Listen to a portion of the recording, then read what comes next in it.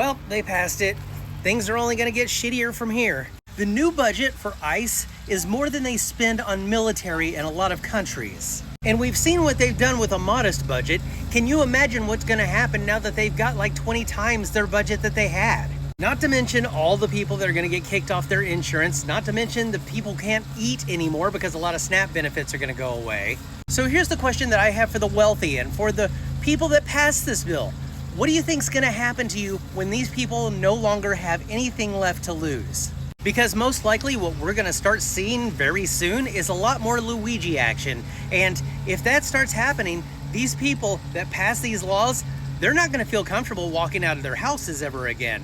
And as much as I love that for them, I just hate that it's going to be people driven to the edge to make it happen, because that's not good for anyone. And congratulations, Republicans, you have actually brought on a police state in this country. You know, the thing that you said that you would stand up against if it ever happened. But instead, you cheered it on, and now we're headed towards the first they came for poem.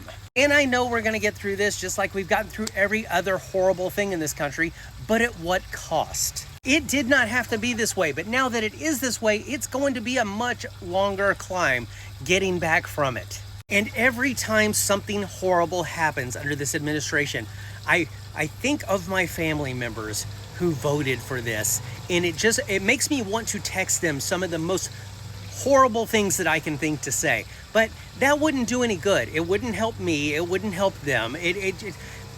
Not speaking to them is probably the kindest thing that I could do in this situation. And I absolutely hate this. I wish I could get back to just making fun videos or educational videos, but instead we're headed to the point where we might have to start hiding people in our attics. And they want us to feel hopeless here, and we cannot let them have that at all. A much better emotion to have in this situation is rage. Rage is fuel. Rage is action.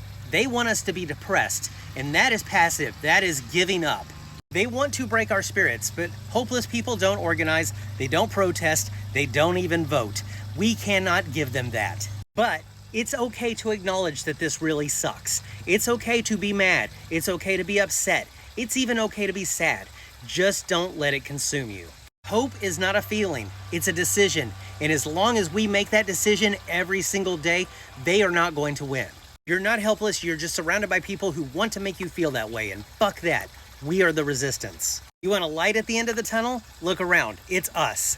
We have to be that goddamn light.